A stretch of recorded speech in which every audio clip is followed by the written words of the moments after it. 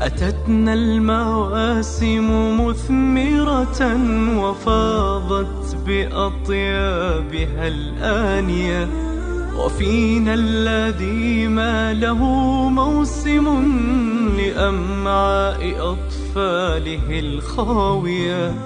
تطيب القناعة في يده ولا تنحني نفسه السامية. تطيب القناعة في يده ولا تنحني نفسه السامية. أتتنا المواسم مثمرة وفاضت بأطيابها الآنية، وفينا الذي ما له موسم لأمعاء أطفاله الخاوية.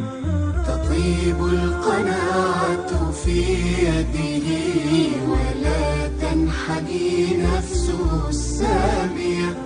تطيب القناعة في يده ولا تنحني نفسه السامية.